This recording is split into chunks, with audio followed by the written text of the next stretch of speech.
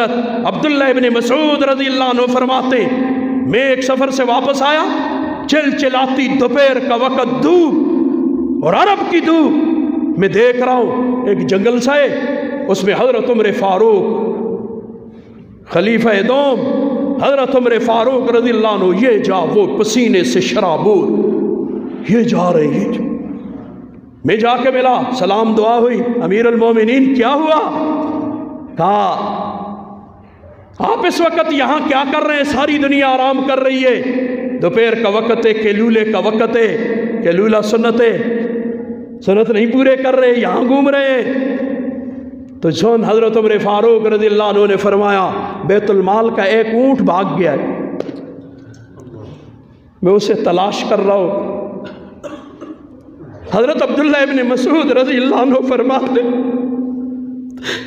یار چھوڑ دے، مجھے کوئی بتائے پڑھا لکھا اس ملک میں ہے، چھوڑ دے قرآن حدیث، چھوڑ دے اپنے اسلاف کی تاریخ، نہ اسے بیان کرے نہ اس پہ عمل کی کوشش کرے۔ ہمیں بھی بتاؤ آگے دنیا والا یہ کس کے لیے ہے؟ کیا ہم شطرے بے مہار ہیں؟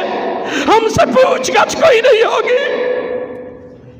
بتاؤ نا کل قیامت کو ہم کس منہ سے جائیں گے ایسے لوگوں کے سامنے؟ میں ڈھونڈ رہا ہوں، گم ہو گیا۔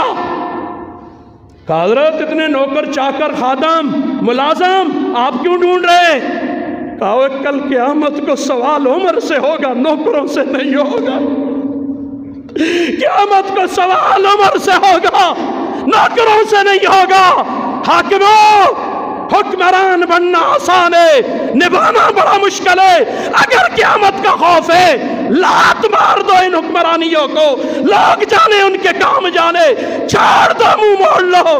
اگر قیامت میں اپنے آپ کو بچانا ہے، ادھر رہنا نہیں ہے، ہمیشہ کے لیے نہیں آئے ہیں، جنہیں بھاڑ میں جائیں سارے۔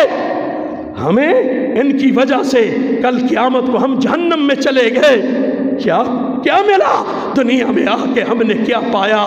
اسی پہ بس نہیں، اگلی بات سن۔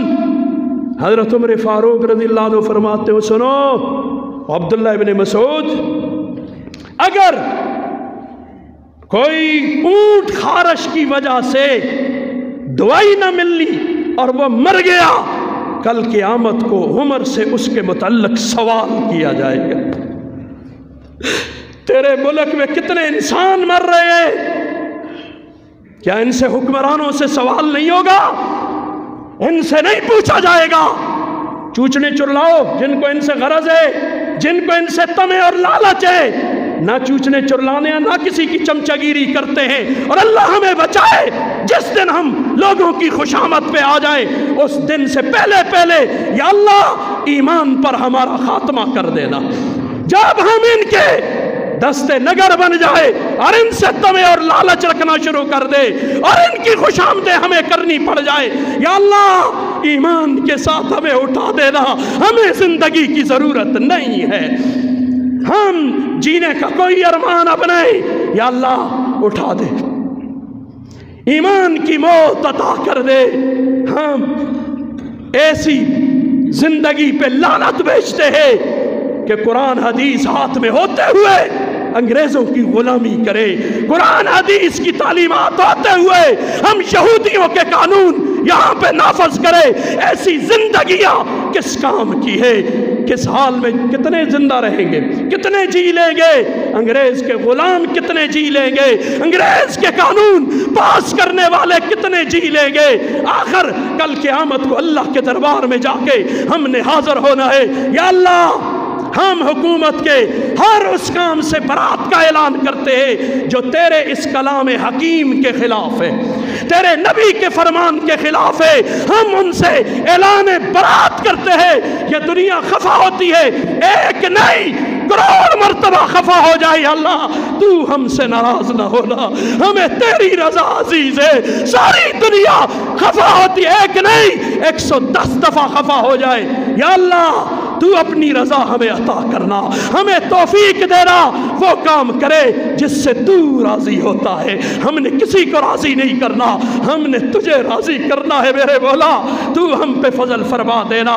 اللہ مجھے تجھے عمل کی توفیق عطا فرمائے اور ہمارے اس ملک پاکستان کی حفاظت فرمائے۔ ایک عرصے سے میں کہہ رہا ہوں، چاروں طرف سے زاغوں کے، چیلوں کے، کووں کے تصرف میں آ گیا ہے۔ اللہ تو ہی حفاظت کرنا اس ملک کی، اس کو قرآن و سنت کے نظام کو ہمارے لیے آسان کر دے میرے مولا، آسان کر دے میرے مولا۔ اگر یہاں نہیں آنا یا اللہ ہمیں ایمان کی موت دے دے، ہمیں اٹھا دے میرا، ہم اب اس سے زیادہ انسان ہے، ہم میں اب برداشت نہیں ہے میرے مولا، تو راضی ہو جا، ایمان کی موت دے دے۔ دنیا بھی بن گئی، آخرت بھی بن گئی، ساری دنیا مل گئی اور ایمان نہ رہا، یا اللہ ہم سے تو سب کچھ چلا گیا، ہمارے پلے میں تو کچھ نہ رہا۔ اللہ حامی و ناصر، وآخر دعوانا الحمدللہ رب العالمین۔